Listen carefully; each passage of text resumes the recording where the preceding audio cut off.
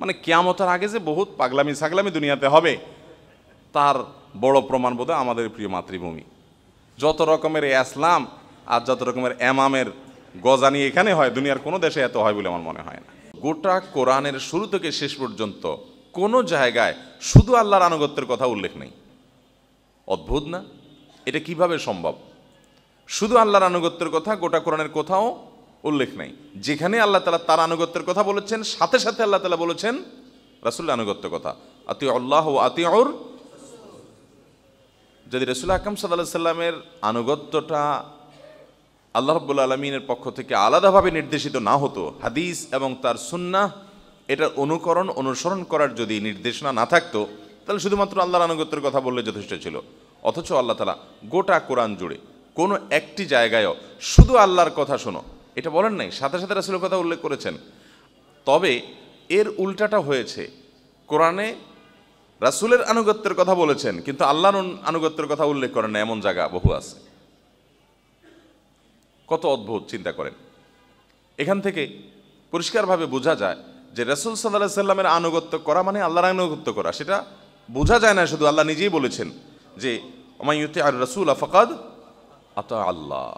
যে রাসূলের আনুগত্য করবে সে আল্লাহরই আনুগত্য করলো। এই জন্য কোরআনে শুধু রাসূলের আনুগত্যের কথা বলা আছে, শুধু আল্লাহর আনুগত্যের কথা কোথাও বলা নাই। শুধু আল্লাহর আনুগত্যের কথা কোথাও বলা নাই, কারণ যারা শুধুমাত্র আহলে কোরআন দাবি করে নিজেদেরকে, এরা যে গোমরা, এটা আল্লাহ তাআলা এখান থেকে প্রমাণ করলেন যে শুধুমাত্র আমার আনুগত্যের কথা বলে আমার রাসূলের কথা শুনবা না, এটা হবে না। এই জন্য আল্লাহ তাআলা শুধু নিজের আনুগত্যের কথা গোটা কোরআনে এক জায়গায় উল্লেখ করেন নাই, উল্লেখ করেছেন তার এবং তার রাসূলের আনুগত্যের কথা। সুন্নাহকে যদি কেউ স্বীকার করে তো সে হাদিস কোরআনকে অস্বীকার করতে পারবে না। এই জন্য রাসূলের আনুগত্য করলে আল্লাহর আনুগত্য অটোমেটিকলি আসতে বাধ্য, কারণ রাসূল তো আল্লাহর আনুগত্যের কথা বলেছেন। সেই জন্য শুধু রাসূলের আনুগত্যের কথা কোরআনে বলা আছে, বাট শুধু আল্লাহর আনুগত্যের কথা কোরআনে বলা নাই। আপনি সূরা আল ইমরান 132 নম্বর আয়াত দেখেন, ওয়া আতিউ আল্লাহ ওয়ার রাসূল, তোমরা আল্লাহর আনুগত্য করো এবং রাসূলের আনুগত্য করো আলাদা করে। ইয়া আইয়ুহাল্লাযীনা আমানু, এরপর সূরা নিসার 59 নম্বর আয়াতে আল্লাহ বলেছেন, ইয়া আইয়ুহাল্লাযীনা আমানু আতিউ আল্লাহ ওয়া আতিউর রাসূল ওয়া উলিল আমরি মিনকুম, তোমরা আল্লাহর এবং রাসূলের এবং উলুল আমরের আনুগত্য করো। অনেকে বলে, এই হাদিস অস্বীকারীদের অনেকে বলে যে রাসূলের আনুগত্যের যে নির্দেশ আল্লাহ করেছেন এটা হলো শাসক হিসাবে, উনি শাসক ছিলেন সেই হিসাবে শাসকের আনুগত্য ওইটা আল্লাহ তাআলা করতে বলেছেন। এটা যে গোমরাহ লোকদের কথা, এটা যে বিভ্রান্তিমূলক কথা, অসত্য কথা, বেঠিক কথা, তার প্রমাণ হলো সূরা নিসার এই আয়াতটা।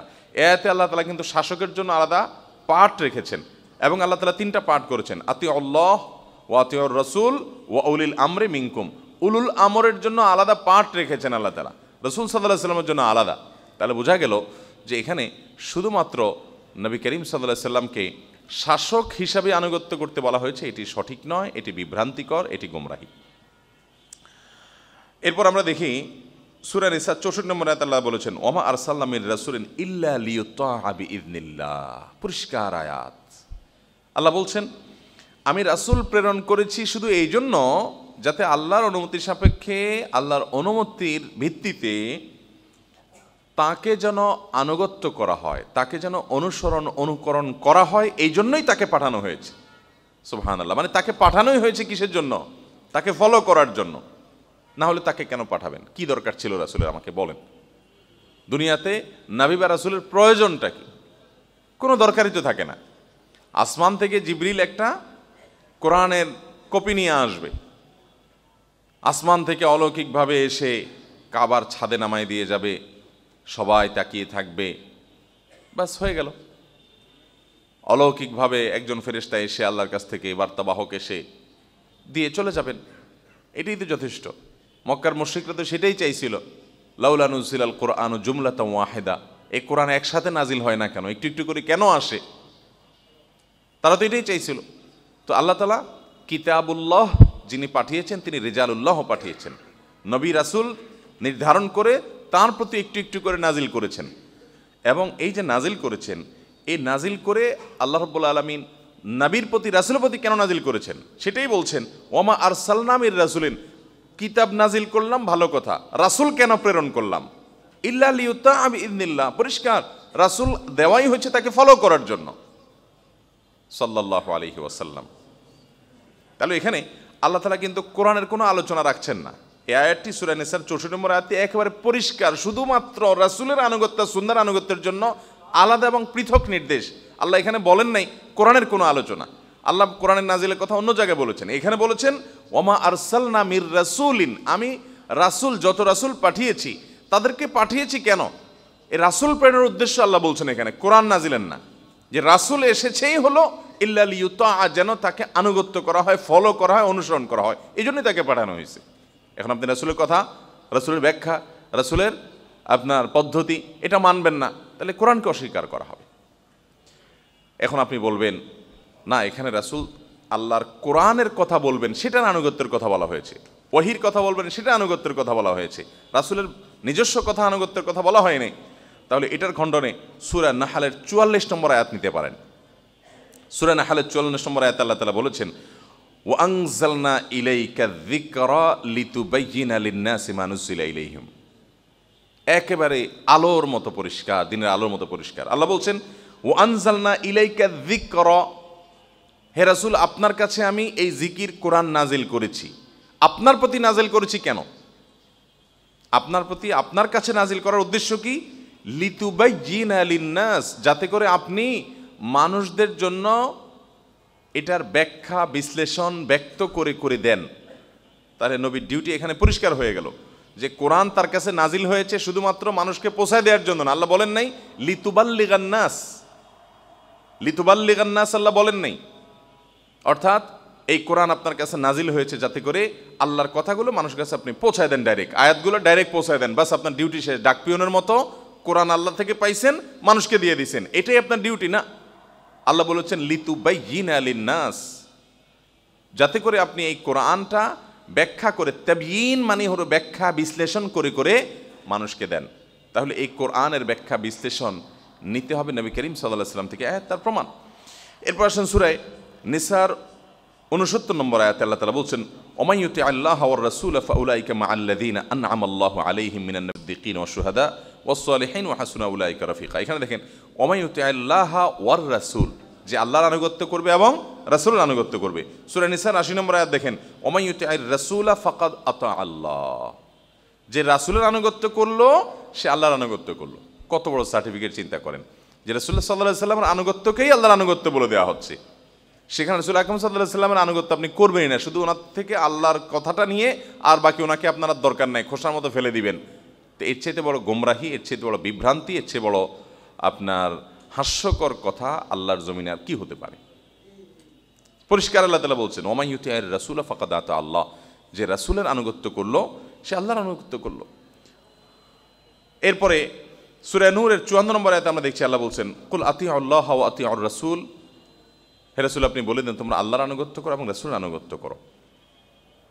এরপরে সূরা আহজাবের 33 নম্বর আয়াতে আমরা দেখছি আল্লাহ রাব্বুল আলামিন শেষের দিকে এসে নারীদেরকে বলছেন ওয়া আতিউনা আল্লাহ ওয়া রাসূলাহ, এবং তোমরা আল্লাহর আনুগত্য করো এবং রাসূলের, তার রাসূলের আনুগত্য করো। আচ্ছা, আল্লাহর আনুগত্য করলে বললেই তো হয়ে যায়, আবার আলাদা করে রাসূলের কথা প্রত্যেকটা জায়গায়, যে আগে বলছিলাম কোথাও কোরআনে পাবেন না শুধুমাত্র আল্লাহর আনুগত্যের কথা বলা আছে, প্রত্যেকটা জায়গায় পাশাপাশি রাসূল আকরাম সাল্লাল্লাহু আলাইহি ওয়াসাল্লাম আনুগত্যের কথা বলা হয়েছে। তার মানে শুধুমাত্র কোরআনকে কেউ অনুসরণ করে চলবে, হাদিস মানবে না, এভাবে চলতে পারে না। এই জন্য আল্লাহ তাআলা দুইটাকে পাশাপাশি উল্লেখ করেছেন। সূরা মুহাম্মদের 33 নম্বর আয়াতে আল্লাহ তাআলা উল্লেখ করেছেন ইয়া আইয়ুহাল্লাযীনা আমানু আতিউ আল্লাহ ওয়া আতিউর রাসূলা ওয়া লা তুবতিলু আমালাকুম, হে ঈমানদারগণ তোমরা আল্লাহর আনুগত্য করো। এখানে দেখেন অদ্ভুত, শুধু আতফ উল্লেখ করেন নাই। আরবি গ্রামারের ছাত্ররা ভালো বুঝবেন, ওলামা ইকরাম ভালো বুঝবেন। আল্লাহ তাআলা বলেন না ইয়া আইয়ুহাল্লাযীনা আমানু আতিউ আল্লাহ ওয়ার রাসূল, যেটা অন্যান্য জায়গায় বলেছেন এইভাবে, এখানে আলাদা করে বলছেন। মানে কতভাবে খুলে খুলে বলা দরকার সব আল্লাহ তাআলা বলে দিয়েছেন কোরআনে। ইয়া আইয়ুহাল্লাযীনা আমানু আতিউ আল্লাহ ওয়া আতিউর রাসূল, তোমরা আল্লাহর আনুগত্য করো এবং আনুগত্য করো রাসূলের।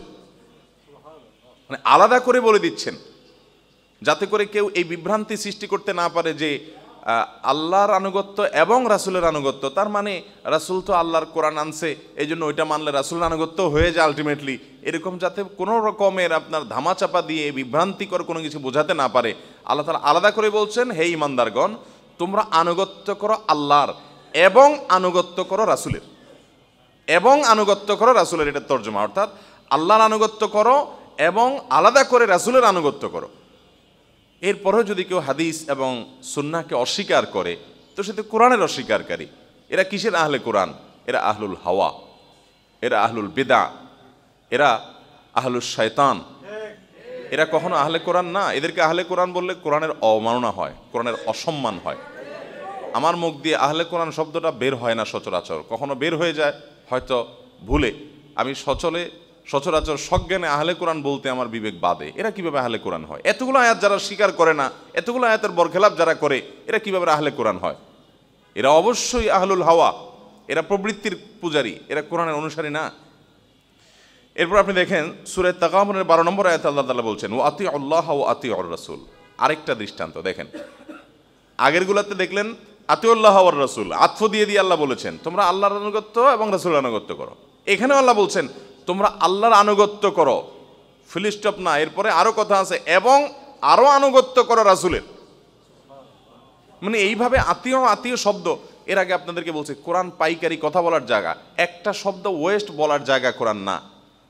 ছোট্ট একটা গ্রন্থ, মানব জাতির সকল কিছুর সমাধানের মধ্যে আছে, কিয়ামত পর্যন্ত আগত মানুষের সব কিছুর সমাধানের ডিরেকশন, মৌলিক নির্দেশনা এর মধ্যে আছে। ছোট্ট একটা গ্রন্থ, গোটা মানব জাতির মানব জীবনের সকল স্তরের আলোচনা, ব্যক্তিগত, পারিবারিক, সামাজিক, অর্থনৈতিক, সমাজ, আপনার আন্তর্জাতিক সকল কিছুর আলোচনা এর মধ্যে আছে। আখিরাতের আলোচনা, দুনিয়ার আলোচনা সব এর মধ্যে আছে। গ্রন্থটা এত ছোট, তো সেখানে বেদরকারি শব্দ ব্যবহার করার টাইম আছে, সুযোগ আছে। সেখানে প্রতিটা শব্দ ইন্টেনশনালি আল্লাহ তাআলা ব্যবহার করেছেন, প্রতিটা শব্দই আল্লাহ তাআলা উল্লেখ করেছেন বিশেষ করে হিকমার কারণে। কারণ আল্লাহ তাআলা হাকিম, ফাইলুল হাকিম লা ইয়াখলু আন হিকমা, তার প্রতিটি শব্দ ব্যবহারের পিছনে উদ্দেশ্য আছে। আতিউল্লাহ ওয়ার রাসূল বললেই তো চলে, আরবি গ্রামারের একেবারে প্রথম ক্লাসের ছাত্র তো জানে। আতফ দিয়ে দিলেই তো হয়ে যায়, এবং আতফ দিয়ে আল্লাহ উল্লেখ করেছেন অনেক জায়গায়। কিন্তু আবার কিছু জায়গায় ওই যে আতফ দিলে আবার বিভ্রান্ত করতে পারে বিভ্রান্তরা, এই জন্য আল্লাহ তাআলা আলাদা করে আবার বলে দিচ্ছেন ওয়া আতিউল্লাহ ওয়া আতিউর রাসূলা। এই আরেকটা আতিউ শব্দ আল্লাহ ব্যবহার করেছেন। কোরআন তো এই খুচরা কথায় আপনার বেদরকারি শব্দ ব্যবহার করে নাই। নিশ্চয়ই আল্লাহ তাআলা এখানে বোঝাচ্ছেন যে আল্লাহর আনুগত্যই শুধুমাত্র করি এটা বললে যথেষ্ট হবে না। ওয়া আতিউল্লাহ ওয়া আতিউর রাসূলা, এবং রাসূলের আনুগত্য তোমরা করো, এটা বলতে হবে আলাদা করে। এই জন্য আল্লাহ তাআলা সূরা তাকাবুনের 12 নম্বর আয়াতে এটা বলেছেন। এরপরও যদি কেউ রাসূলকে না মানে কি হবে আল্লাহ তাআলা সেটাও বলে দিয়েছেন, ফাইন তাওয়াল্লাইতুম, এরপর তোমরা যদি না মানো, ফামা আলা রাসূলিনা আল বালাগুল মুবিন, তাহলে সেই ইল্লাল বালাগুল মুবিন মনে হয়, ইল্লাল বালাগুল মুবিন, তাহলে সেক্ষেত্রে আমার রাসূলের কাজ শুধুমাত্র পৌঁছায় দেওয়া, তোমরা না মানলে কিছু করার নাই। আল্লাহ তাআলা পরিষ্কারভাবে যে না মানেন না গ্রুপও থাকবে যে আল্লাহ তাআলা জানেন, সেজন্য ওই কথাও বলে দিয়েছেন। সূরা নিসা 14 নম্বর আয়াতে আল্লাহ তাআলা বলেছেন ওমাই ইয়াসিল্লাহু ওয়া রাসূলাহু ওয়া ইয়াতাআদ্দা হুদুদাহু ইলা আখিরিল আয়া, যে ব্যক্তি আল্লাহর নাফরমানি করে এবং রাসূলের নাফরমানি করে, এই দেখেন আলাদা আলাদা করে আল্লাহ তাআলা উল্লেখ করছেন। সূরা আহজাবের 36 নম্বর আয়াতে আল্লাহ বলেছেন ওমাই ইয়াসিল্লাহু ওয়া রাসূলাহু, একই কথা। সূরা জিনের 23 নম্বর আয়াতে আল্লাহ বলেছেন ওমাই ইয়াসিল্লাহু ওয়া রাসূলাহু, একই কথা, আল্লাহর নাফরমানি করে এবং রাসূলের নাফরমানি করে। সূরা নিসার 15 নম্বর আয়াতে আল্লাহ তাআলা বলছেন ওমা ইউশাকিকির রাসূলা মিন বাদি মা তাবায়্যানা লাহুল হুদা। যে এখানে দেখেন আমি যেটা আগে বলেছিলাম তার প্রমাণ, যে শুধু আল্লাহর আনুগত্যের কথা কোরআনে আছে, শুধু রাসূলের নাফরমানি করার পরিণতির কথা কোরআনে আছে, কিন্তু শুধু আল্লাহর আনুগত্য না করার বা শুধু আল্লাহর আনুগত্য করা বা না করার কথা কোরআনে আলাদা করে উল্লেখ নাই। তো এখানে আল্লাহ রাব্বুল আলামিন রাসূলের কথা আলাদা করে বলছেন, তার মানে শুধু রাসূলের আনুগত্য করা না করার উপরে একটা মানুষের নাজাত নির্ভর হতে পারে। কারণ রাসূলের আনুগত্য করলে সেখানে ওই যে আল্লাহ নিজেই বলেছেন ওমাই ইউতির রাসূলা ফাকাদ আতাআল্লাহ, আল্লাহর আনুগত্য হয়ে যাবে। কিন্তু শুধু আল্লাহর আনুগত্যের কথা বললে সেখানে রাসূলের আনুগত্য নাও হতে পারে। এই জন্য আল্লাহ তাআলা বলেছেন ওমাই ইউশাকিকির রাসূলা মিন বাদি মা তাবায়্যানা লাহুল হুদা, যে ব্যক্তি রাসূলের আনুগত্য করবে না, রাসূলের নাফরমানি করবে, তার কথার ব্যতিক্রম করবে, শিকাক করবে, তার সাথে শত্রুতা করবে, ওয়ায়াত্তাবিআ গায়রা সাবিলিল মুমিনিন, আরেকটা গুরুত্বপূর্ণ বাক্য কোরআনের, ওয়ায়াত্তাবিআ গায়রা সাবিলিল মুমিনিন, এবং ইমানদারদের পথ ছাড়া অন্য পথে যাবে। আসলে বাস্তবতা হলো আমাদের দেশে ওলামায়ে কেরাম, আমাদের একটা বিশেষ আপনার দিক বলতেই হবে, তা হলো আমরা কোরআনের প্রতি যে পরিমাণ মনোযোগ দেওয়া দরকার, তেলাওয়াত করি ঠিক আছে, কিন্তু কোরআনের ব্যাপারে এত মনোযোগ ওলামায়ে কেরাম নানান ব্যস্ততার কারণে আলাদা করে ফোকাস হতো ওইভাবে করার সুযোগ সব ওলামায়ে কেরাম পান নাই। এই ভ্রান্ত মানুষগুলো তাদের বিভ্রান্তির মাধ্যমে আল্লাহ রাব্বুল আলামিন আমাদেরকে কোরআনমুখী করছেন এখন আলো, যে আমরা কোরআনকে এখন নতুন করে খুলে খুলে দেখা শুরু করছি, দেখি যে এদের বিভ্রান্তির ফিরিস্তি আল্লাহ কোরআনেই দিয়ে রাখছেন। এবং আরেকটা বিষয়, তারা কিন্তু কোরআন পড়ে। ওই যে আমাকে একজন বললো না যে আমি শুধু কোরআন পড়ি, শুধু কোরআন পড়ি। আচ্ছা মাইকেলা ভাই কিসে শুধু কোরআন পড়ি? কোরআন এমন একটা গ্রন্থ, আপনার একটা হাদিস শুনেছেন, নবী করিম সাল্লাল্লাহু আলাইহি ওয়াসাল্লাম বলেছেন, ইন্নাল্লাহা ইয়ারফাউ বিহাদাল কিতাবি আকওয়ামা ওয়া ইয়াদাউ বিহি আখারিন। আল্লাহ তাআলা এই কোরআন দিয়ে বহু জাতিকে উপরে তুলবেন, আবার অনেককে নিচে নামাবেন, এই কোরআন দিয়েই কিন্তু। অর্থাৎ কোরআনের প্রতি যার আচরণ যেমন হবে আল্লাহ তাআলা তার অবস্থান তেমন করবেন। আপনারা জানেন যে কোরআন তেলাওয়াতের শুরুতে আউযু বিল্লাহি মিনাশ শাইতানির রাজিম পড়তে হয়। ওয়া ইযা ক্রাআতাল কুরআন ফাসতাইয বিল্লাহি মিনাশ শাইতানির রাজিম। আচ্ছা, কোরআন যখন তেলাওয়াত করবে তুমি, তখন বিতাড়িত শয়তান থেকে আল্লাহর কাছে পানা চাইবে। কেন বলেন? হাদিস পাঠের শুরুতে তো আউযু বিল্লাহি মিনাশ শাইতানির রাজিম পাঠ করতে হবে এমন কোনো কথা আছে? নাই। কোনো দোয়া দুরুদ পাঠের শুরুতে আউযু বিল্লাহ পাঠ করতে হয়? কত দোয়া দুরুদ আছে, দুরুদ পাঠ করবেন আপনি, কোনো জিকির, কোনো দোয়া, অন্য কিছু পাঠের শুরুতে আউযু বিল্লাহ নাই, হাদিস পাঠের শুরুতে আউযু বিল্লাহ নাই, কিন্তু কোরআন পাঠের শুরুতে আউযু বিল্লাহ আছে।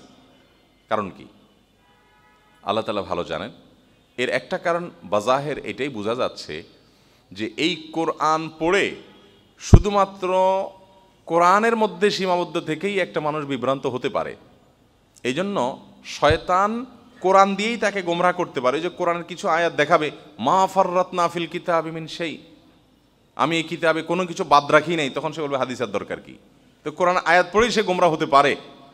এই জন্য কোরআন আয়াত পড়তে গেলে ইবলিস এসে যেত ওই আয়াত দিয়ে তাকে ভুল না বুঝতে পারে, কোরআন পাঠের শুরুতেই আগে শয়তান থেকে পানা চেয়ে অজু করে, বিশেষ করে স্পর্শ করতে হলে অজু করে, আর পাঠের শুরুতে শয়তান থেকে আলাদা করে পানা চাইতে বলা হয়েছে, কারণ পাঠের মধ্যেও শয়তান শয়তানি করতে পারে।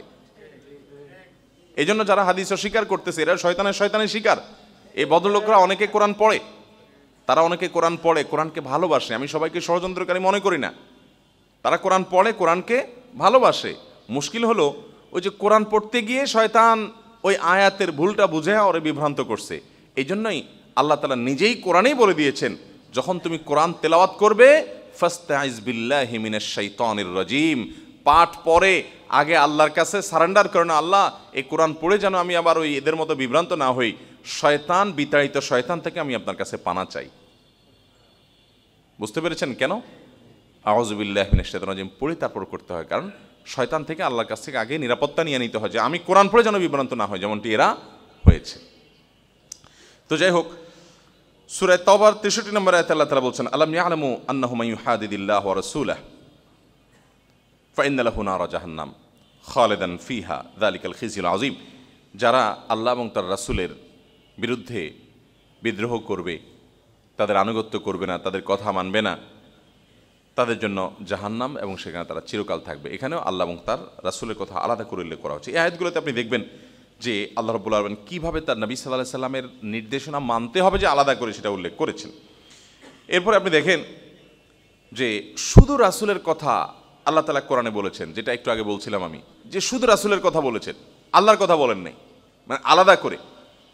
মানে কতভাবে আর হাদিসের প্রামাণিকতা নিয়ে, হাদিসের প্রামাণ্যতা নিয়ে আল্লাহ কোরআনে বলবেন। সুবহানাল্লাহ, কোরআনে পাইকারি কথা ছাড়া খুচরা কথা বলার টাইমই নেই। সেখানে এই ইস্যুতে এত আয়াত, ও যেটা বললাম ওলামা একরাম নিজেরাও কোরআনকে এইভাবে এত বেশি পড়ার সুযোগ পান নাই। এই বিভ্রান্তদের মাধ্যমে আল্লাহ তাআলা ওলামা একরামকে কোরআনকে আবার নতুন করে, অনেক ওলামা একরাম করেছেন কিন্তু অনেকে হয়তো করার সুযোগ পান নাই, তাদেরকে আল্লাহ তাআলা তৌফিক দিচ্ছেন। সূরা নূরের 54 নম্বর আয়াতে আল্লাহ বলেছেন, ওয়া ইন তুতিউহু তাহতাদু। ভাই কিসের প্রশ্ন আবার? এগুলো করে কখন করবো? প্রশ্ন কখন করবো স্যার? ভাই এটা কোনো কথা? থাকুক, এগুলো আপনি দিয়ে দিয়েন না। কিভাবে এই প্রশ্ন উত্তর দেব? আলোচনা তো আমার শুরুই হয় না, এখনো 12:30 হয়ে গেছে। ভাই একটা পয়েন্টে আলোচনা শেষ করিনি, আমার কাছে 7-8টা পয়েন্ট আছে। বললাম না 3 থেকে 4 ঘন্টা 5 ঘন্টা সময় দরকার হবে। না না, প্রশ্ন উত্তর দরকার নেই। আমার দেখলে শুধু প্রশ্ন উত্তর করতে আপনাদের জজবা উঠে না? মেশিন পেয়ে গেছেন? প্রশ্নোত্তরের মেশিন পাইছেন আপনারা? আচ্ছা ভাই, চাচা আপনি একটু জিকিরে থাকেন, জিকিরে। আচ্ছা ভাই, সূরা নূরের 54 নম্বর আয়াত দেখেন আপনি, শুধুমাত্র রাসূলের আনুগত্যের জন্য আলাদা করে আল্লাহ তাআলা বলছেন যে তার অনুসরণ করো। এখানে আল্লাহ নিজের কথা উল্লেখ করেন নাই, সুবহানাল্লাহ। আল্লাহ নিজের কথা উল্লেখ করেন নাই, তার অনুসরণ আলাদা করে করে বলতেছেন আল্লাহ তাআলা। মানে কত ভাবে আতফ দিয়া বলতেছেন, আতিউল্লাহ ওয়ার রাসূল, আলাদা করে আতিউল্লাহ ওয়া আতিউর রাসূল, আবার আলাদা করে শুধু রাসূলের আনুগত্য। মানে এত স্টেপে, এত ধাপে, এত ভাগ করে করে যে বিভ্রান্তির কোনো ফাঁক ফোকর যেন না থাকে। কিন্তু কপাল পড়া হলে যা হয় আর কি, এরপরে বিভ্রান্ত হয়। এতভাবে বলার পরে মানুষ কিভাবে বিভ্রান্ত হয়? আপনি শুধুমাত্র মায়ান্তিকু নিয়ে চিন্তা করেন, মায়াতলু বলেন নাই, মায়ান্তিকু তার নতক যে ওয়াহি, তার মুখ থেকে বলা প্রতিটা কথা যে ওয়াহি, আল্লাহ নিজে বলছেন ইয়ান্তিক শব্দের অর্থ কি? মা ইউহাদ্দিসু বলেন নাই, মা ইয়াতলু বলেন নাই, মা ইয়াকরা বলেন নাই। তিনি যা পাঠ করেন কোরআনের, তিনি যা কোরআন তেলাওয়াত করেন, তিনি যা কোরআন আল্লাহর পক্ষ থেকে কথা হিসাবে বর্ণনা করেন, সেটা না। মা ইয়ান্তিক, তিনি কোনো উচ্চারণই করেন না মুখ দিয়া ওহি ছাড়া। সহজ কথা। যাই হোক, তো এখানে আল্লাহ তাআলা আলাদা করে বলছেন, ওয়া ইন তুতিউহু তাহতাদু, যদি তোমরা তাকে অনুসরণ করো হেদায়েত পেয়ে যাবা। তাকে অনুসরণ করলে হেদায়েত পেয়ে যাবা। ওয়া আকিমুস সালাতা ওয়াজ যাকাত ওয়া আতুজ যাকাত ওয়া আতিউর রাসূল লাআল্লাকুম তুরহামুন, তোমরা সালাত কায়েম করো, যাকাত আদায় করো, আর রাসূলের আনুগত্য করো, তাহলে রহমত প্রাপ্ত হবা। দেখেন, আল্লাহর কথা কিন্তু নাই। কার আনুগত্য করো? রাসূলের। কারণ রাসূলের আনুগত্য করলে আল্লাহর আনুগত্য তো হতে বাধ্য, কারণ রাসূল তো আল্লাহর কথাই বলেন এবং বলবেন। এবং কোরআনে আল্লাহ সেটা আলাদা করে আবার বলে দিয়েছেন, ওমা ইউতিআর রাসূল ফাকাদ আতা আল্লাহ, রাসূল আনুগত্য করলেই তো আল্লাহর আনুগত্য হয়ে যাবে। তাহলে রাসূল আনুগত্যটাই হলো গুরুত্বপূর্ণ এই ক্ষেত্রে, আল্লাহর আনুগত্য প্রমাণের ক্ষেত্রে। আর সেটাই যাদের নাই, এরা কিভাবে নিজেদেরকে মুসলমান দাবি করতে পারে? সূরা নিসার 42 নম্বর আয়াতে আল্লাহ বলেছেন, ইয়াওমা ইযিন ইয়াওয়াদ্দুল্লাযীনা কাফারু ওয়া আসাউর রাসূল লাউ তুসাওয়া বিহুমুল আরদ ওয়া লা ইয়াকতুমুনাল্লাহা হাদীসা। এখানে যদি কেউ রাসূল সাল্লাল্লাহু আলাইহি সাল্লামের নাফরমানি করে, তার বিরুদ্ধাচরণ করে, তার আনুগত্য না করে, তার পরিণাম কি হবে? এখানে কিন্তু আল্লাহর কথা বলা হয় না, শুধু রাসূলের কথা যে না মানবে বা রাসূলের অনুসরণ যে না করবে, রাসূলের অবাধ্য যে হবে, শুধুমাত্র রাসূলের অবাধ্যতাকে আলাদা অপরাধ হিসাবে উল্লেখ করে আল্লাহ তাআলা তার পরিণাম উল্লেখ করছেন। তার মানে আল্লাহর অবাধ্যতা এটা তো নাফরমানি, কিন্তু রাসূলের অবাধ্যতাকে আলাদা করে সিঙ্গেল, সেখানে আল্লাহর কথা, নিজের কথা আল্লাহ উল্লেখ করছেন না, এভাবে উল্লেখ করছেন কোরআনে। সূরা নিসার 115 নম্বর আয়াতে আল্লাহ বলছেন, ওমা ইউশাক্কিকুর রাসূল, যেটা আগে বললাম, যে রাসূলের সাথে যার শিকাক থাকবে, রাসূলের আনুগত্যর বিপরীতে যে ব্যক্তি রাসূলের নাফরমানি করবে, বিদ্বেষ পোষণ করবে, শত্রুতা করবে, তার বিরুদ্ধে আচরণ করবে, তার পরিণতি কী হবে আল্লাহ তাআলা সেটা উল্লেখ করেছেন। তাহলে রাসূলকে আলাদা করে আল্লাহ তাআলা উল্লেখ করেছেন সাল্লাল্লাহু আলাইহি ওয়াসাল্লাম। আমাদের হাদিস অস্বীকারী ভাই বোনরা একটা কথা খুব জোরে সোরে বলেন যে বিধানদাতা তো একমাত্র আল্লাহ, রাসূল কিভাবে বিধানদাতা হয়? এটা এই জন্য বলে, গান বাদ্যযন্ত্রের ব্যবহার হারাম, আল্লাহ কোরআনে পরিষ্কার করে আলাদা করে স্পষ্ট করে উল্লেখ করেন নাই। সূরা লোকমানের 6 নম্বর আয়াত থেকে লাহওয়াল হাদিসের ব্যাখ্যায় মুফাসসিরগণ, সাহাবায়ে কেরাম এবং হাদিসে গানের কথা ইঙ্গিত করা হয়েছে, এবং শানে নুজুল বা নাজিল হওয়ার যে প্রেক্ষাপট সেটা গান ছিল, সেটাকে কেন্দ্র করে এই লাহওয়াল হাদিসের প্রতি নিষেধাজ্ঞা আল্লাহ কোরআনে দিয়েছেন পরিষ্কার। তারপরও হাদিস অস্বীকারী ভাইয়েরা, এই লোকগুলো, তারা বলে যে রাসূল আবার আলাদা করে হারাম, এটা কিভাবে বলতে পারেন? আপনারা জানেন অনেক হারাম হাদিস দ্বারা সাব্যস্ত, কোরআনের ডাইরেক্ট সরাসরি উল্লেখ নাই। এই জায়গাটাতে তারা একটা বড় আপনার বিভ্রান্তি তৈরি করার চেষ্টা করে, সাধারণ মানুষকে ভুল বোঝানোর চেষ্টা করে যে আল্লাহ হলেন বিধানদাতা, তাহলে যেটা কোরআনে হারাম করে নাই সেটা আবার হাদিসে কিভাবে হারাম হয়? এবং আয়াত নিয়ে আসলে মা তুহাররিমু মা আহাল্লাল্লাহু লাক, আল্লাহ যা হালাল করছেন রাসূল কিভাবে সেটাকে হারাম করেন? কোরআনে নিষেধ নাই, তাহলে রাসূল কিভাবে নিষেধ করেন? রাসূল তো নিষেধ করার লোক না, তিনি তো আল্লাহর কথাটাকে শুধু জানাই দিবেন। এই সমস্ত কথা যে বকওয়াস, অলার রাবিশ এবং বোগাস, এটার প্রমাণ হলো যে কোরআনে কারীমের সূরা আরাফের 157 নম্বর আয়াত। এই আয়াতে আল্লাহ রাব্বুল আলামিন তার নবীকে বিধানদাতা বা বিধান প্রণেতা, সেটাও তো ওই যে মায়ান্তিক নিজে থেকে তো না, ওইটা তো আল্লাহ থেকেই আসছে। সে রাইট এবং অধিকার আল্লাহ তাআলা তাকে দিয়েছেন। আল্লাহ কি বলছেন? আল্লাযীনা ইয়াত্তাবিউনা আর-রাসূলান নাবিয়্যাল উম্মি আল্লাযী ইয়াজিদুনাহু মাকতুবান ইনদাহুম ফিত তাওরাতি ওয়াল ইনজিল ইয়া'মুরুহুম বিল মা'রুফ, অর্থাৎ যারা রাসূলের আনুগত্য করে, যিনি নবী উম্মি রাসূল, তার কাজ কি? ইয়া'মুরুহুম বিল মা'রুফ, সৎ কাজের আদেশ দেন, ওয়া ইয়ানহাহুম আনিল মুনকার, অসৎ কাজের বাধা প্রদান করেন তাদেরকে, ওয়া ইউহিল্লু লাহুমুত তাইয়্যিবাত ওয়া ইউহাররিমু আলাইহিমুল খাবায়েস, এবং মানুষের জন্য পবিত্র খাবারগুলোকে হালাল ঘোষণা করেন, হালাল বর্ণনা করেন, হালাল করেন, এবং ওয়া ইউহাররিমু আলাইহিমুল খাবায়েস, নোংরা এবং হারাম যেগুলো ক্ষতিকর সেগুলোকে হারাম তিনি ঘোষণা করেন, হারাম হিসাবে জানান। তাহলে রাসূলের কাজ হালাল করা, হারাম করা, তার মানে তিনি নিজে থেকে করছেন না, আল্লাহর তরফ থেকে করছেন। তার হাদিসে যদি কোনোটাকে হালাল বলে, তার হাদিসে যদি কোনোটাকে হারাম বলে, সেটা যে হালাল এবং হারাম হিসাবে চূড়ান্ত হিসেবে বিবেচিত হবে, গ্রহণযোগ্য হবে। সূরা আরাফের 157 নম্বর আয়াত আল্লাহ তাআলা সেই সার্টিফিকেট তাকে দিয়েছেন। এরপরেও তারা বিভ্রান্তি ছড়াবে যে হাদিস থেকে কিভাবে হারাম প্রমাণ হয়। দেখেন, যারা গান বাজনা করেন, যারা আপনার এ জাতীয় অনেক হারাম কাজ করেন, তাদের জন্য খুব সহজে হারাম কাজগুলো করা যায়, তারা যদি হাদিস অস্বীকার করে। কারণ ওই যে রাসূলকে আল্লাহ তাআলা হারাম করার যে ইখতিয়ার দিয়েছেন, ওই ইখতিয়ার তারা রহিত করে দিলে শুধু কোরআনে দেখা যায় অনেক হারামের উল্লেখ এভাবে নাই। এমনকি নামাজ না পড়লেও চলে, হাদিস অস্বীকার করলে নামাজ না পড়লেও চলে। কেমনে চলে? সলাত শব্দের একটা অর্থ হলো তাহরিকুস সলাওয়াইন। সলাওয়াইন বুঝেন? নিতম্ব, দুইটা নিতম্ব। তাহরিকুস সলাওয়াইন মানে হলো দুইটা নিতম্ব নাড়ানো, এটাও সালাত।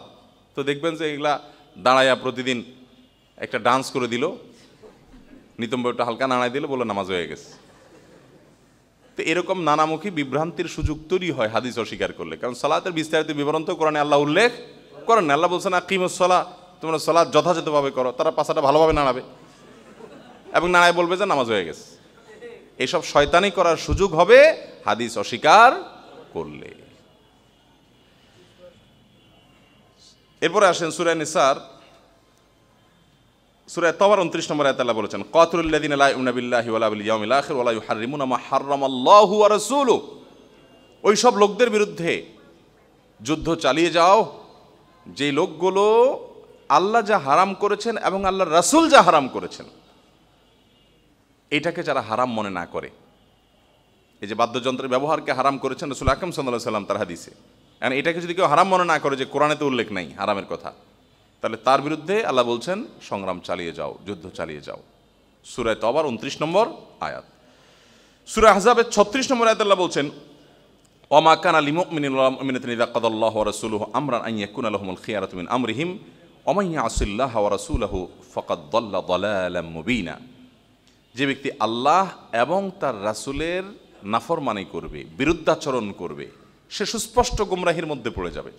এবং রাসূল সাল্লাল্লাহু আলাইহি ওয়াসাল্লাম যা ফয়সালা করে দিয়েছেন তার ওই ফয়সালাকে যে মানবে না, আল্লাহ তাআলা তার জাতের শপথ করে বলছেন, ফালা ওয়া রাব্বিকা, আপনার রবের সত্তার শপথ করে বলছি, লা ইউমিনুন, তারা কখনো ইমানদারই হতে পারবে না আপনার ফয়সালা না মানলে। এই যে নবী সাল্লাল্লাহু আলাইহি সাল্লামের ফয়সালা মানাটাকে ইমানদার হওয়ার পূর্ব শর্ত আল্লাহ তাআলা করেছেন। রাসূল সাল্লাল্লাহু আলাইহি সাল্লামের সাধারণ বিচার আচার ফয়সালা এগুলোর বিবরণ কি কোরআনে আছে?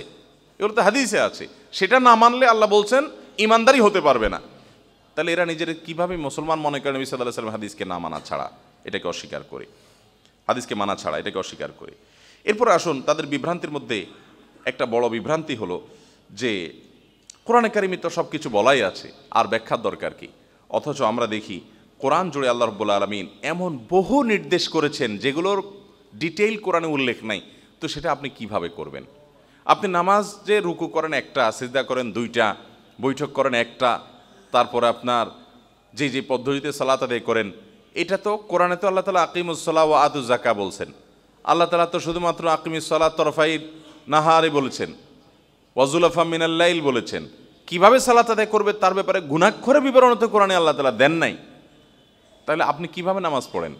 এই বিবরণ তো নবী সাল্লাল্লাহু আলাইহি ওয়াসাল্লাম দিয়েছেন। তাহলে তার কাছ থেকে যদি বিবরণ নেওয়া লাগে, তাহলে তার হাদিসগুলোকে কিভাবে অস্বীকার করবেন? বিবরণ যদি নিতে হয় আপনাকে।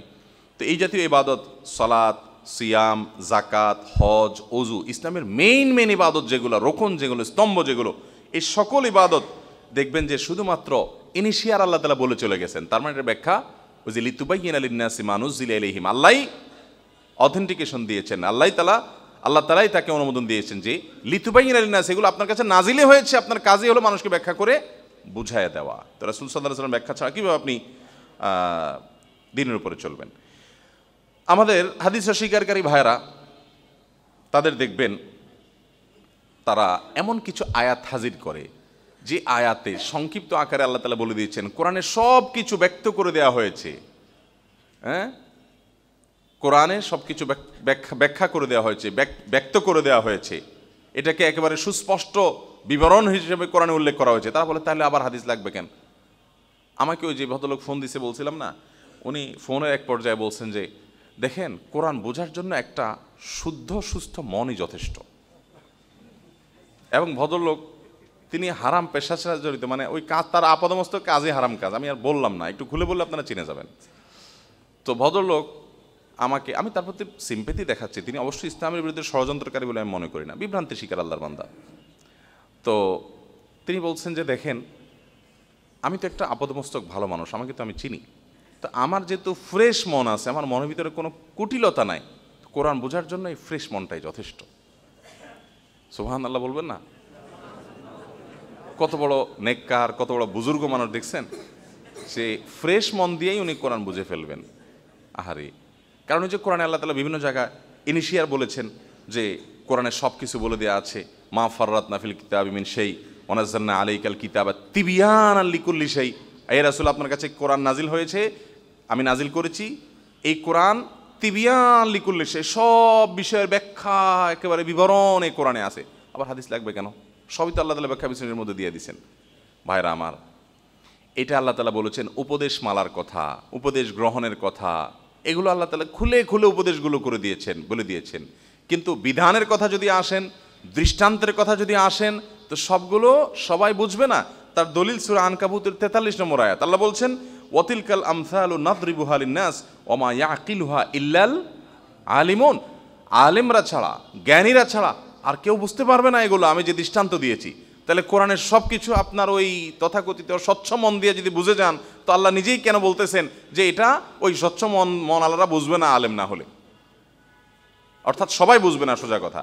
তাহলে বোঝা গেছে সব কিছুই কোরআনের নিজে নিজে বুঝে যাবেন এটা সম্ভব নয়, রাসূলের সাল্লাল্লাহু আলাইহি ওয়াসাল্লামের হাদিসের দরকার আছে। এটা একটা পার্ট গেল যে কোরআন থেকেই আমরা দেখানোর চেষ্টা করলাম নবী করিম সাল্লাল্লাহু আলাইহি ওয়াসাল্লামকে অনুসরণ করতে হবে, তাকে অনুকরণ করতে হবে, এবং তার হাদিসকে মানার জন্য কোরআনেই নির্দেশ আছে। এই জিনিসটা শুধুমাত্র আমরা এতক্ষণ বিভিন্ন আয়াতের আলোকে বোঝানোর চেষ্টা করলাম। এবার আসুন পয়েন্ট নম্বর 2। আমার কাছে 6-7টা পয়েন্ট আছে, সময় আছে কতক্ষণ? হ্যাঁ, ঠিক আছে। অতএব চাচা আপনি শুধু জিকিরে থাকেন, আপনি কথা বললে আমার ডিস্টার্ব হয়ে যাবে, আর কথা বলতে পারবো না আমি। আচ্ছা, এরপরে আসেন দ্বিতীয় পয়েন্ট হলো হাদিস নিয়ে সংশয় এবং সে সংশয় দূর করা বা সেটা নিরসন করা। হাদিস নিয়ে দেখবেন যে হাদিস অস্বীকারীরা নানান বিভ্রান্তি সৃষ্টি করে। সেদিন দেখলাম এমদাদ ভাই একটা স্ক্রিনশট পাঠিয়েছেন যে ফেসবুকে একজন, উনি বাউল ভদ্রলোক, বাউলদের নিয়ে আমার একটা বক্তব্য আছে ইউটিউবে, বাউলদের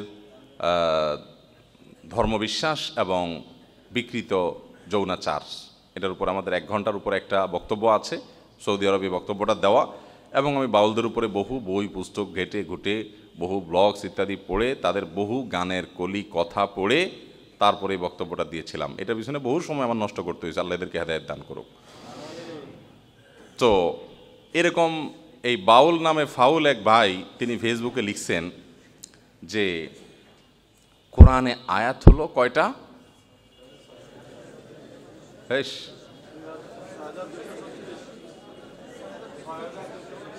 দেখেন কোরআনের ব্যাপারে আমরা কত গাফেল মুসলমানরা। আল্লাহ তাআলা এই সমস্ত বিভ্রান্ত লোকগুলারে মাঝে মধ্যে উস্কায় দেয় আমাদেরকে হেদায়েতের জন্য। যে বিভ্রান্তি, ওরা তো বিভ্রান্ত, গোমরা, কারণ আল্লাহ তাআলা অনেক গোমরা মানুষকে দিয়েও দিনের খেদমত নেন। ইন্নাল্লাহা লা ইউয়িদু হাদাদ দীন বির-রাজুলিল ফাজির, অনেক ফাসেক খারাপ মানুষকে দিয়ে আল্লাহ তাআলা দিনের কাজ নেন। তো এই খারাপ মানুষগুলোকে, বিভ্রান্ত মানুষগুলোর বিভ্রান্তির মধ্যে ফেলাই আল্লাহ তাআলা আমাদেরকে কোরআনের দিকে আবার একটা মনোযোগ নেন যে তোরা কোরআন থেকে দূরে সরে গেছিস। আয়াত সংখ্যা নিয়েই দেখা যাচ্ছে সঠিকটা জানে না, ওই মুখস্থরা জানে 6666। যাই হোক, ওই বাউল নামক ফাউল ভাইটা ওইটাই বলছে যে 6666টা আয়াত কোরআনে আছে, অথচ হাদিসে দেখা যায় লক্ষ লক্ষ হাদিস, আল্লাহর 6666 কথারে এরা লাখ লাখ জাল কথা দিয়া ওইটা এর মধ্যে ঢুকাই দিছে। এটা হলো ওই বাউল নামক ফাউল ভাইয়ের বক্তব্য। অর্থাৎ ওনারা বলতে চান যে, কারণ হলে বাউলগিরি করতে হলে তো হাদিস মানলে তো আর বাউলগিরি চলবে না, সব ব্যবসা লাডে উঠে যাবে। গাঞ্জা খাওয়া যাবে না, কলকির টান দেওয়া যাবে না, মাজারে পড়ে থাকা যাবে না, বাদরামো শয়তানি করা যাবে না, তারপরে যায় আপনার আধ্যাত্মিকতার নাম দিয়া জেনা ব্যভিচার যাত্রার সাথে থাকা যাবে না, সব সুইচের মতো সোজা হয়ে যেতে হবে হাদিস মানলে। এই জন্য হাদিস অস্বীকার করে শুধু কোরআন মাইনা পিঠটা বাঁচাইলাম, মুসলমানের দেশে বললাম আমি মুসলমান, অন্তত সহজ হয়, তাই না? তো এরা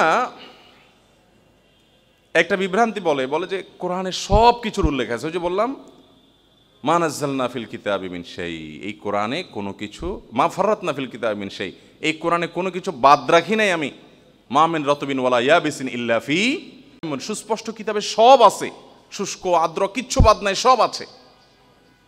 তারপর ওয়া নাযালনা আলাইকাল কিতাবা তিবয়ানান লিকুল্লি শাই, আমি আপনার প্রতি যে কিতাব নাজিল করেছি এখানে সব বিষয়ের বিস্তারিত ব্যাখ্যা আছে।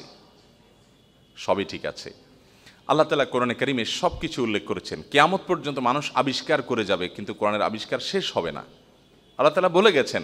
কিন্তু ওইটার আবিষ্কার, ওইটার ব্যাখ্যা, ওইটার বিশ্লেষণ পৃথিবীর সব মানুষই ধরতে পারত সব কিছুই, তাহলে আল্লাহ তাআলা রাসূলকে 23 বছর ধরে কোরআনের ব্যাখ্যা দেওয়ার জন্য নিয়োগ দিতেন না আলাদা করে।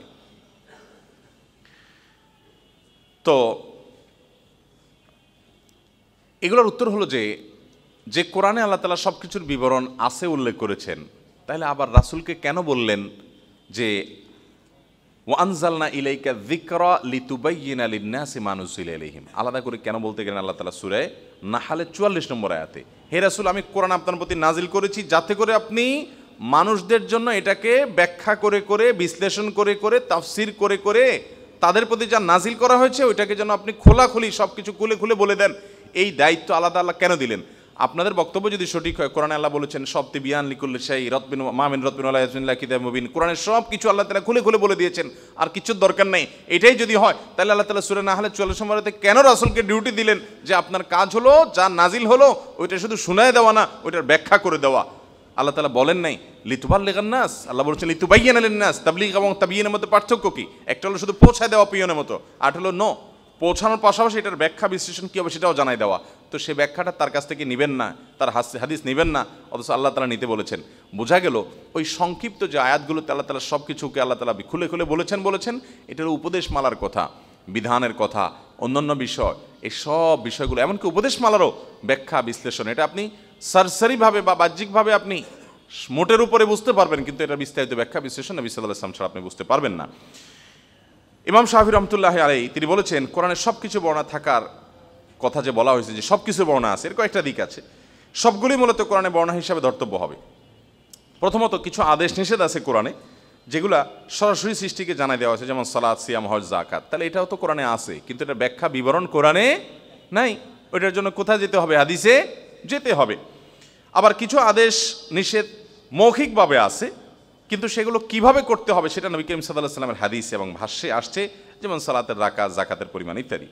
তৃতীয়ত কিছু বিধান আছে রাসূল আকরাম সাল্লাল্লাহু আলাইহি ওয়াসাল্লামের নির্দেশে এসেছে, কোরআন সে সম্পর্কে কিচ্ছুই বলা হয় নাই, কিন্তু কোরআনে রাসূল সাল্লাল্লাহু আলাইহি ওয়াসাল্লামকে যে মানতে আলাদা করে অর্ডার জারি করা হয়েছে, ওই আদেশের মাধ্যমে সেই রাসূল সাল্লাল্লাহু আলাইহি ওয়াসাল্লামের আদেশ নিষেধগুলোকে ইসলামেরই আদেশ নিষেধ, আল্লাহরই আদেশ নিষেধে ইনক্লুড করা হয়েছে।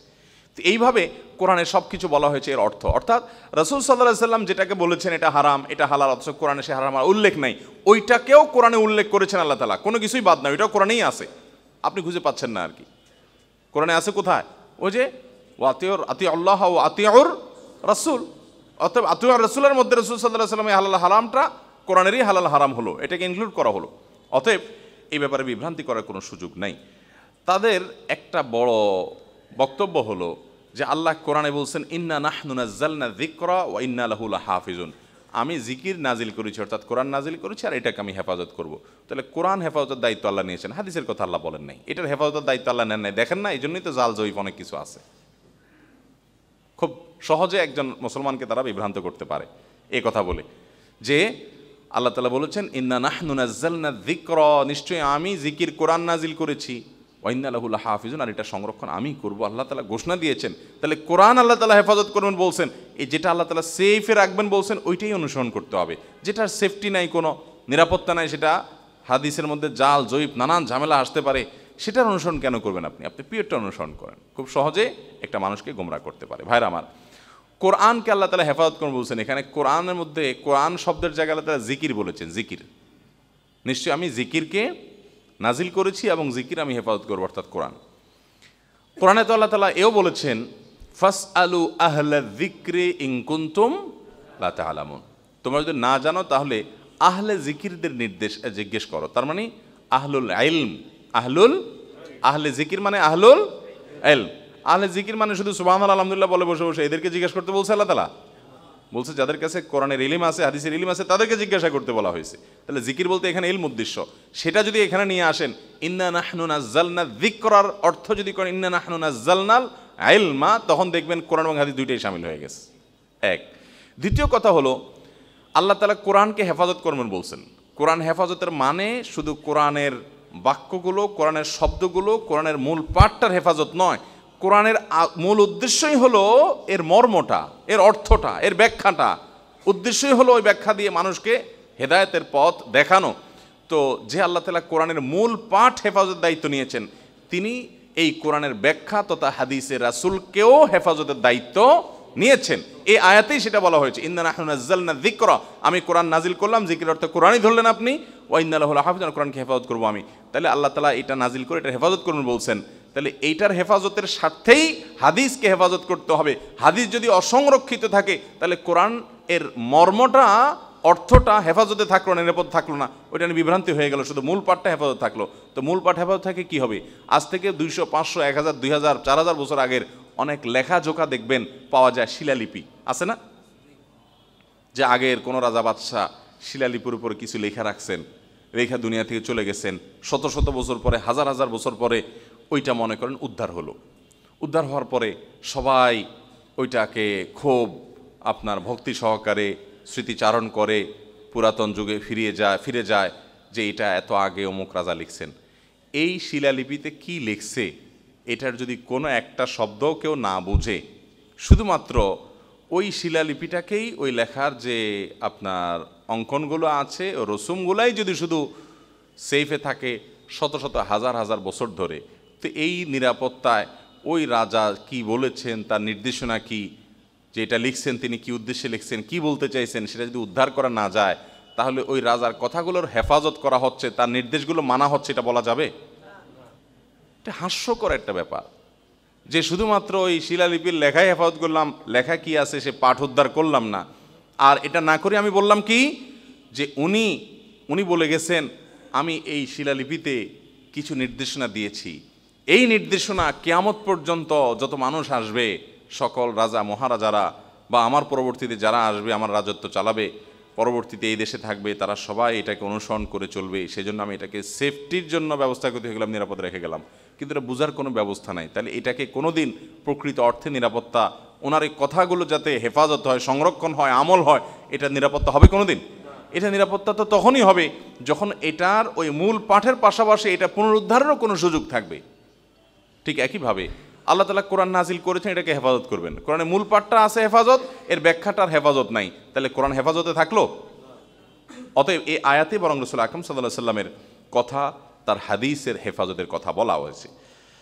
মূলত আহলে হাওয়া, আহলুল বিদা, যাদের নিজেদেরকে আহলে কোরআন দাবি করে, হাদিস অস্বীকারী ভাইয়েরা, ওনাদের আরেকটা বড় বিভ্রান্তির জায়গা হলো তারা বলেন আচ্ছা হাদিস সংকলন হয়েছে নবী করিম সাল্লাল্লাহু আলাইহি সাল্লামের বহু পরে। কত বছর পরে হয়েছে? হ্যাঁ, 100 বছর? 100 বছর না তো, আরো পরে। হ্যাঁ, প্রায় 200। তো হাদিস সংকলন হয়েছে নবী করিম সাল্লাল্লাহু আলাইহি সাল্লামের এত পরে এসে, বুঝলাম সংকলন করার পর থেকে আমাদের কাছে সূত্র আছে কার থেকে কি আসছে, কার থেকে আসে, কিন্তু মাঝখানে যে গ্যাপটা গেছে এটার কি হবে? এবং তারা বলে যে হাদিস এত পরে কেন লেখা হয়েছে, হাদিস এত পরে কেন লেখা হয়েছে? এটা যদি ইসলামের প্রামাণ্য দলিল হতো তাহলে শুরুর দিক থেকে লেখা হইতো, হঠাৎ করে এত বছর পরে এসে কেন লেখা হলো? দেখুন, প্রথম কথা হলো, ইসলামের প্রথম যুগে তখনকার পৃথিবীর মানুষ সম্পর্কে এই আজকের হাদিস অস্বীকারী ভাইদের তেমন কোনো ধারণাই নাই। তখনকার যুগের মানুষরা লেখাজোখার উপরে তাদের কোনো জ্ঞান নির্ভর ছিল না, তাদের স্মৃতিশক্তি এত প্রখর ছিল, কারণ ফেসবুক ইউটিউব ছিল না, তো আজাইরা কাজ করে করে নিজের স্মৃতিশক্তি নষ্ট করার সময় ছিল না। তাদের স্মৃতিশক্তি এত প্রখর ছিল যে ওটের বংশধারা, মানুষেরটা তো পরে, ওটের বংশধারা তাদের মুখস্থ থাকতো। এই ওটের নাম এটা, তার মায়ের নাম এটা, তার বাপের নাম এটা, তার বাপের নাম, তার দাদার নাম, তার দাদার বাপের নাম, তার মায়ের নাম, এইভাবে করে আপনার শত শত ধারা ওটের পূর্ব প্রজন্মের নাম তারা মুখস্থ রাখত। এই পরিমাণ স্মৃতিশক্তি ছিল তখনকার মানুষের। সেই যুগে যখন তাদের মধ্যে যখন ঈমান এসেছে, তাদের মধ্যে যারা সাহাবী হওয়ার মর্যাদা লাভ করেছেন, তারা নবী করিম সাল্লাল্লাহু আলাইহি সাল্লামের কথাগুলোকে কি পরিমাণ আগ্রহের সাথে শুনেছেন, যে বিভিন্ন হাদিসে বর্ণনা থেকে বোঝা যায় সাহাবীরা যখন নবী করিম সাল্লাল্লাহু আলাইহি সাল্লামের হাদিসগুলো শুনতেন, তখন তাদের অবস্থা এমন হতো যে তাদের মাথার উপর কোনো পাখি এসে যদি বসে অনেক সময় ধরে আবার উড়ে চলে যেয়ে আবার এসে বসার মতো উপক্রম হতো। অর্থাৎ একটা কাঠের টুকরো দাঁড়িয়ে থাকলে, ঠায় দাঁড়িয়ে থাকলে যেরকম কোনো নড়াচড়া নাই, এটাকে কাঠ হিসাবে ওইটার উপরে এসে পাখি বসে। সাহাবীদের মনোযোগ নবী সাল্লাল্লাহু আলাইহি সাল্লামের হাদিস শ্রবণ করার সময়, তার বক্তব্য শ্রবণ করার সময় এরকম থাকতো যে তারা চুল পরিমাণ নড়তেন না, এত আগ্রহ সহকারে শুনতেন। এক তো স্মৃতিশক্তি এত বেশি ছিল, এরপরে তাদের আগ্রহের মাত্রা এবং লেভেল এই জায়গায় ছিল, কোনো কিছু তারা ছুটতে দিতেন না। কোনো এক যুদ্ধে ফজরের পর নবী করিম সাল্লাল্লাহু আলাইহি সাল্লাম বিড়বিড় করে কিছুটা দোয়া পড়তেছিলেন, ঠোঁট নাড়িয়ে। সাহাবীদের চোখ নবী সাল্লাল্লাহু আলাইহি সাল্লামের দিকে এমনভাবে নিবদ্ধ থাকতো, ওই বিড়বিড় করে পাঠ করে দোয়া, মানে ঠোঁট নাড়ছেন শুধু, কোনো উচ্চারণ নাই, সাথে সাথে ধরছে যাকে, ইয়া রাসূলুল্লাহ আপনি কি দোয়া পড়ছেন আমাদেরকে শিখিয়ে দেন। তাহলে দুইটা চিত্র পাশাপাশি রাখেন। একে তো ওটের বংশধারা শত শত পূর্ব আপনার জেনারেশন, তাদেরকে মুখস্থ করে রাখতো, ওটের মা বাপ 14 গোষ্ঠীর নাম মুখস্থ রাখতো যারা, এবং স্মৃতিশক্তি এত প্রখর ছিল। আরে সেই সোনালী যুগের একেবারে গোড়ার কথা যাচ্ছেন, আরো পরে আসেন আপনি। আপনার একটা কবিতামালা আছে, ইউটিউবে এখনো পাওয়া যায়, সার্চ দিলে আসে, আমি মাঝে মধ্যে শুনি, মিউজিক ছাড়া, শুধুমাত্র কবিতা আছে। আপনার সৌতু সাফি রিল বুলবুলি, যারা আলেম আছেন এটা লিখে সার্চ দিয়ে দেখেন ইউটিউবে, সৌতু সাফি রিল বুলবুলি। এই সৌতু সাফি রিল বুলবুলি যে কবিতামালা আছে, এটার যদি ইতিহাস শুনেন, আমি সেদিকে যেতে পারবো না, আমার অনেক দরকারি কথা বাদ পড়ে যাবে। ওটা যদি শুনে আপনি অবাক হয়ে যাবেন যে স্মৃতিশক্তি কাকে বলে, কত প্রকার, কি। আলমাই আদিব ছিলেন তখনকার এক রাজা, বলেই ফেলি সংক্ষেপ করে, রাজা উনি বলতেন আগের যুগের এই যারা আপনার কবি ছিল, সাহিত্যিক ছিল, এদের মধ্যে অনেকে বা বড় অংশ রাজদরবার, এদের কাজই ছিল রাজাদেরকে যায় তেল মারা, পাম্পট্টি দেওয়া। তো পাম্পট্টি মারলে রাজারা, অনেকে বেকুব টাইপ ছিল, তো টাকা পয়সা দিয়ে দিত, সব পাম্পট্টি শুনা টাকা পয়সা দিয়ে দিত। তো এগুলা করে করে দেখা যেত যে রাজদরবারের সব ধনভাণ্ডার ওই কবিগুলা সব নিয়ে যায়, এক এক কবিতা বানা নিয়ে আসে, রাজা সাহেব আপনি এটা সেটা, পাম্পটি দিলে কতগুলো দিয়ে দেয় স্বর্ণমুদ্রা, দিতে রাজদরবার ফতুয়ার মতো অবস্থা। তো তখনকার শাসক চিন্তা করলেন, না এটা তো করতে দেওয়া যাবে না, তাহলে কি করতে হবে? উনি ওনার একজন কৃতদাস, একজন দাসী বাইর করলেন, যার স্মৃতিশক্তি এত প্রখর, একবার শুনলে কবিতা মুখস্থ করে ফেলতে পারতো, যত বড় কবিতা হোক। ওরে পর্দার আলে রাখতেন, রাইখা কোনো কবি যদি আসতো যে রাজা সাহেব নতুন কবিতা বানাইছি, আপনার প্রশংসা, বলতো এটা নতুন, তুমি বানাইছো তো, নকল না তো? বলো না আমি বানাইছি, আচ্ছা শোনাও। তো এটা শোনানোর পরে ওইদিকে দাসীরে রাখতো, দাসিয়ে শুনে ফেলতো। এখানে আপনার আরও একজন ছিল, যে একজন একবার শুনলে মুখস্থ হইতো, আরেকজন 2 বার শুনলে মুখস্থ হইতো, এরকম লম্বা চড়া কাহিনী আছে, আমি সংক্ষেপে বলি। তো তার এই দাস বা দাসী যারা মুখস্থ করে ফেলতো অল্পতে, এরা শুনে ফেলতো, কবি একবার বলার পর বলতো বলো, বলা শেষ হলে বলতো এটা তো পুরাণ কবিতা। তো বলতো না রাজা সাহেব, আমি মাত্র বানিয়ে নিয়ে আসলাম, পুরাণ হলো কীভাবে? কথা রাখো। এবার দাসে ডাকতো, এই এই যে কবিতার এক লাইন বলতে পারবো? হ্যাঁ এটা তো আমি জানি, মুখস্থ আমার, বলো তো, এই পুরোটা বলে দিত। তখন এবার কবি বেচারা তো ফাপড়ে পড়ে যেত, হায় হায় রে, কয় কি রে, মাত্র বানায় আনলাম, এ আবার বললো কেমনে, বুঝতে পারতো না কাহিনীটা। তো এই আলমাই দেখছে যে রাজারে সোজা করতে হবে, কবিদের এই অপমান, সাহিত্যিকদের অপমান সহ্য করা যায় না। তিনি তাদের ইজ্জত উদ্ধারের জন্য এমন এক কবিতা বানাইলেন যে এইটা আর ওই দাস দাসী 14 গোষ্ঠী মুখস্থ করতে পারবে না। ওই শব্দগুলাই এমন যে আপনার এই শব্দগুলোর অর্থ উদ্ধার করাই কঠিন।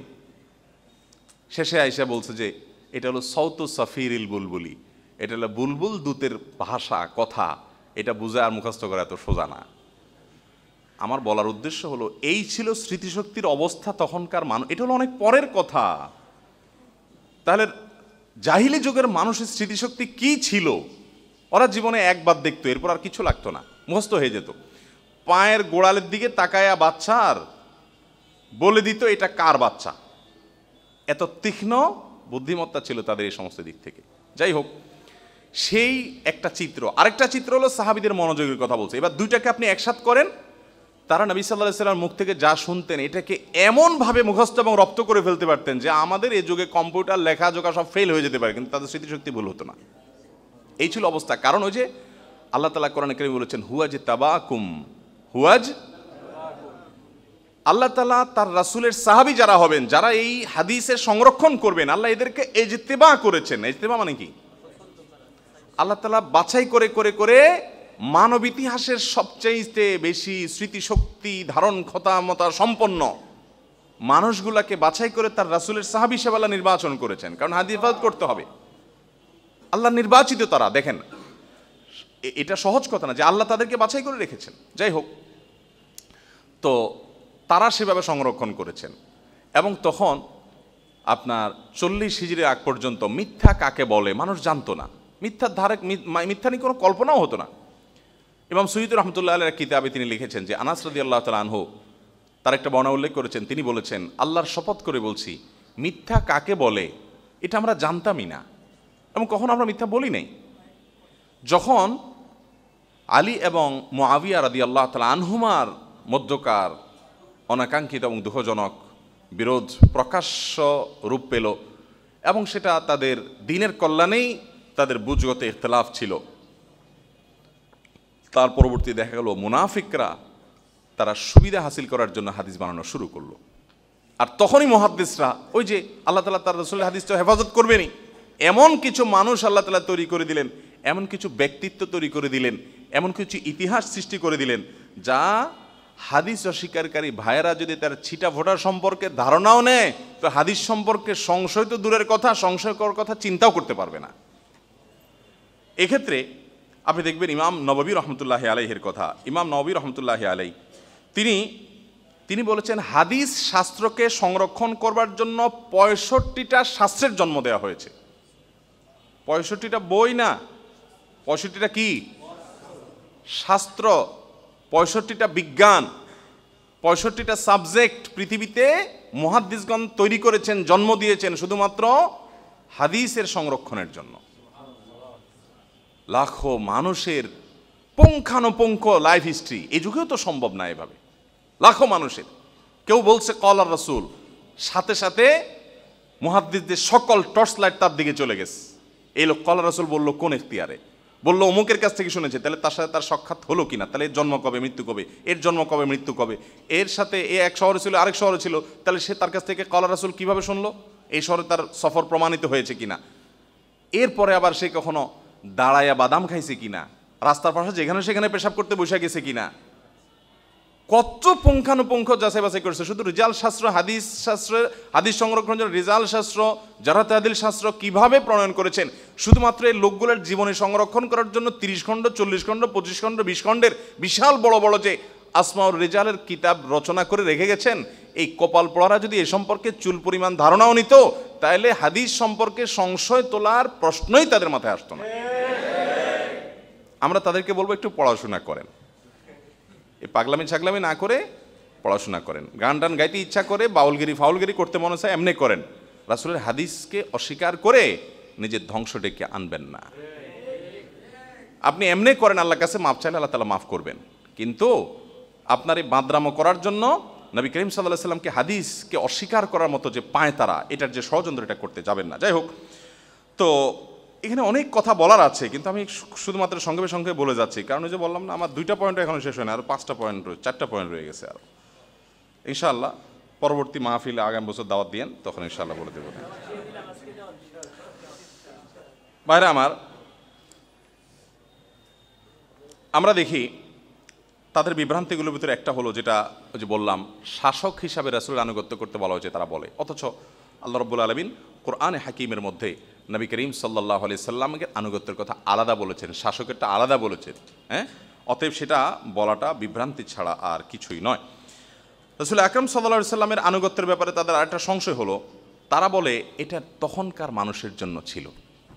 এটা একটা বড় বিভ্রান্তি। কিন্তু মুনকারিনে হাদিস বা হাদিস অস্বীকারীরা এটা খুব জোরে সোরে বলে, যখন দেখে যে এদের অবস্থা হচ্ছে কাদিয়ানীদের মতো। একটা যখন মানতে পারে না, এবার বলে না, তাহলে আমাদের গোলাম আহমদ কাদিয়ানী, উনি তাহলে নাবি না রাসূল, উনি তাহলে মাহদি। উনি একবার নবী হয়, একবার রাসূল হয়, একবার মাহদি হয়। হ্যাঁ, এরপরে কি যে উনি, এটাই ওনারা বলতে পারে না। কারণ একটা বলার পরে দেখে না, এটা তো কোরআনের আলোকে প্রমাণ করা যায় না, এবার আরেকটা বলে। আপনারা জানেন কাদিয়ানীরাও কিন্তু কোরআন দিয়ে প্রমাণ দেয়, জানেন তো? হাদিস দিয়ে প্রমাণ দেয় না, কিন্তু কি দিয়ে প্রমাণ দেয়? দেখেন, রসুনের কোয়ার সব গোড়া এক জায়গায়, খেয়াল করেন। যত কাফির, যত ইসলাম বিদ্বেষী আছে, সব কোরআনের দিকে ঝুঁকতেছে। এটা হলো মতলব খারাপ। কিছু মানুষ আছে দেখবেন যে বাপেরে মানে ছেলের মানে না, অনেকে ছেলের মানে বাপেরে মানে না, যে কোনো একটা ধরে খুঁটি করে বসে থাকে। এটা দেখতে মনে হয় যে একটা তো মানছে, আসলে কালিমাতু হাক্কিন উরিদা বিহাল বাতিল। তাদের ধান্দা খারাপ, মতলব খারাপ। তো কাদিয়ানীরা পর্যন্ত কোরআন খুলে খুলে ব্যাখ্যা করে দেখবেন। আরে কাদিয়ানীদের কথা কি বলবেন, ওই যে খ্রিস্টান মিশনারি লোকেরা ফেসবুকে পেজ খুলছে তাফসিরুল কোরআন, সেটা এক ভদ্র মহিলা অভদ্রভাবে নিজেকে উপস্থাপন করে উনি তাফসিরুল কোরআন পেশ করেন ফেসবুকে, খ্রিস্টান মিশনারি। এদের বিরুদ্ধে আইনানুগ ব্যবস্থা নেওয়া উচিত। যে কোরআনকে আপনি অপব্যাখ্যা করবেন, আপনি অমুসলিম হয়ে আপনি মুসলমান সেজে মুসলমানদের বিভ্রান্ত করবেন, এই রাইট তো আপনাকে এদেশের সংবিধানও দেয় নাই। তো সেটা তারা করছেন। তো আমি যেটা বলছিলাম যে শুধু কোরআন মানবো, এই কথা তো আপনার কাদিয়ানীরাও বলে, এই কথা তো আপনার ওই খ্রিস্টান মিশনারি লোকেরাও বলে। এই কথা এখন যদি আমাদের মধ্যে নামধারী কোনো মুসলমান বলে, তাহলে এরা তলে তলে ওই গোড়া সব একই জায়গায় কিনা, এটা সন্দেহ করার যথেষ্ট সুযোগ আছে। আমি আবারও বলছি, নিরীহ অনেক মুসলিম ভাই বোন আছেন যারা হাদিস অস্বীকার করেন, তারা ষড়যন্ত্রকারী নন। তারা মনে করবেন না আমি তো ষড়যন্ত্রকারী না, তাহলে হুজুর এটা বললো। আপনি ষড়যন্ত্রকারী নন, তবে আপনি বিভ্রান্তির শিকার।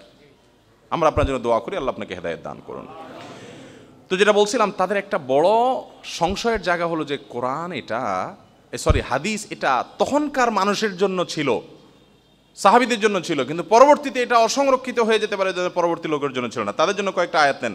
সূরা আরাফের 158 নম্বর আয়াতে আল্লাহ বলেছেন, কুল ইয়া আইয়ুহান নাস ইন্নী রাসূলুল্লাহি ইলাইকুম জামিআ। হে রাসূল, আপনি বলে দিন, হে লোক সকল, দুনিয়ার সব মানুষ, যারা মানুষ তাদেরকে বলছে। এখন যদি কেউ হাদিস অস্বীকার করে, নিজেকে সে মানুষ মনে না করে, তাহলে তো আর কিছু বলার নাই।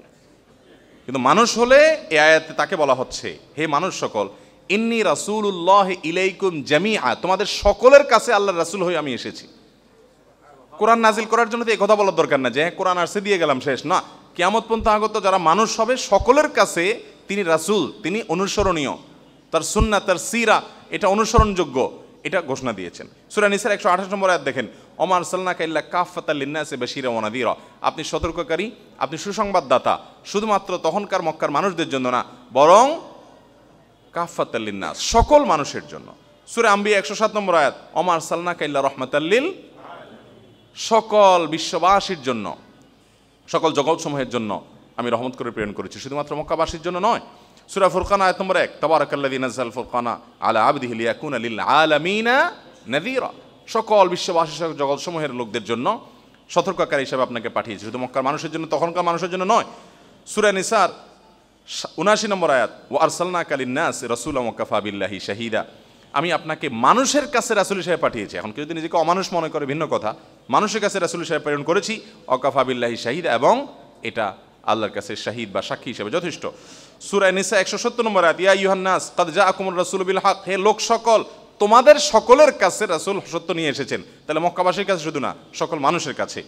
সূরা আহজাব 40 নম্বর আয়াত, মা কানা মুহাম্মাদুন আবা আহাদিম মির রিজালিকুম ওয়ালাকিন রাসূলুল্লাহি ওয়া খাতামান নাবিয়্যিন, মুহাম্মদ সাল্লাল্লাহু আলাইহি সাল্লাম তিনি খাতামুন নাবিয়্যিন ছিলেন, এবং তিনি কারোর বাবা হিসাবে দুনিয়াতে আসেননি, কোনো রেজালের বাবা হিসাবে, কোনো ছেলে মানুষের বাবা, তার কোনো ছেলে দুনিয়াতে বেঁচে ছিল না, সবাই মারা গেছেন।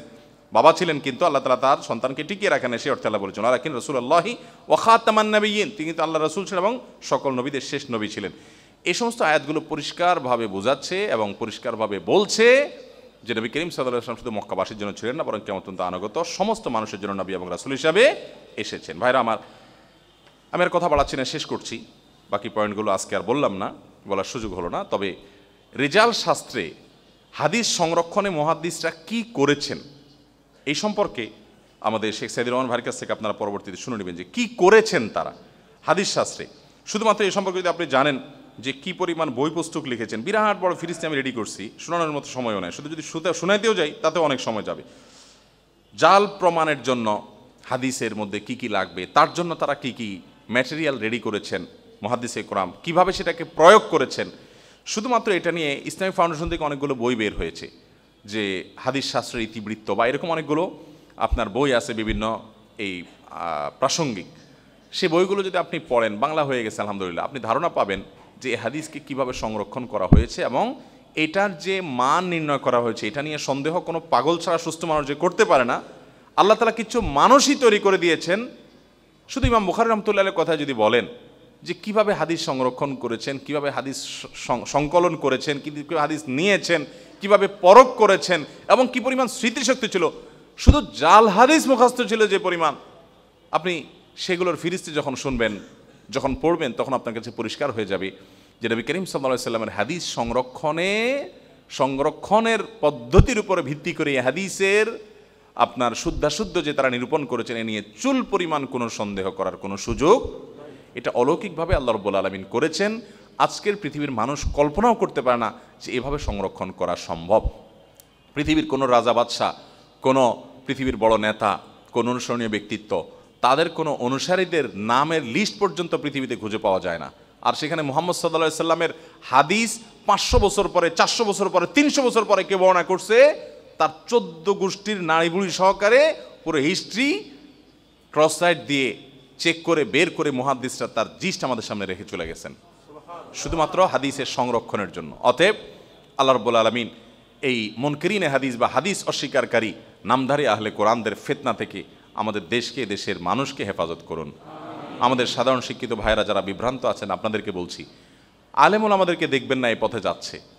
আল্লাহ তাআলা কোরআনে কারীমের ওই যে একটা আয়াত বলছিলাম, সেই আয়াতে বলেছেন যে ব্যক্তি ওয়ায়াত্তাবিআ গায়রা সাবিলিল মুমিনিন, ইমানদারদের যে কমন পথ, এটার বাইরে যে যাবে, এটা গোমরাহির পথ। সমস্ত উলামায়ে কেরাম সারা পৃথিবীতে একদিকে আছে, কয়েকজন মানুষ বের হয়ে বলছে না, আমরা প্রকৃত ইসলাম নিয়ে হাজির হয়ে গেছি। আপনাদের এলাকায় ইসলাম আছে? এমাম ইসলাম এগুলো আছে আপনাদের এদিকে? আছে না? হ্যাঁ, রাসূল আকরাম সাল্লাল্লাহু আলাইহি ওয়াসাল্লাম বলেছেন, মান ক্বালা হালাকান নাস ফাহুয়া হালাকুম। এদের দেখবেন মূল আপনার বক্তব্যই হলো প্রকৃত ইসলাম এবং বিকৃত ইসলাম। সারা দুনিয়ার আলেম ওলামারা যেটা করে ওটা হলো বিকৃত ইসলাম। ইসলামটারই যারা বিকৃত করে ইসলাম বানাইছে, এদের আর ইসলামের ভিতরে কি ঢুকবেন আপনি? এদের সম্পর্কে তাদের সমস্ত বই আমি সৌদি থাকতে দেশ থেকে কিনে আমার ওয়াইফকে পাঠাইছি বোরকা পরে যেয়ে কিনে আনতে, এবং সেগুলো আমি Saudi Arab নেওয়াইছি।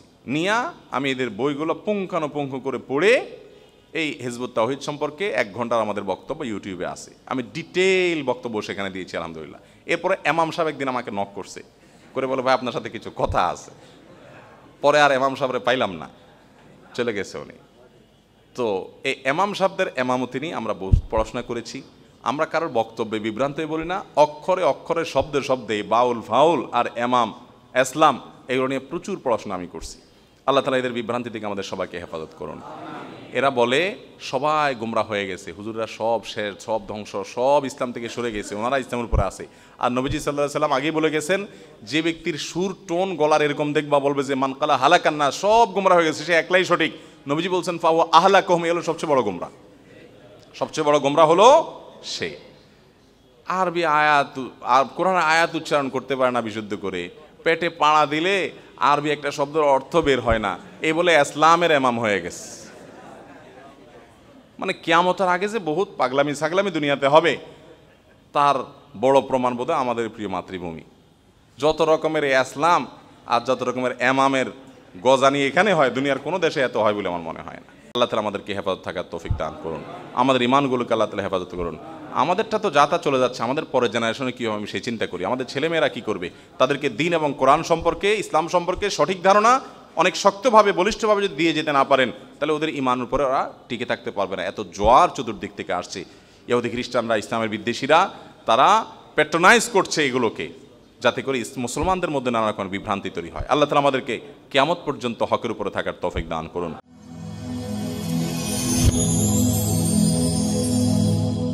Rose TV 24. Enjoy by listening to the Holy Quran.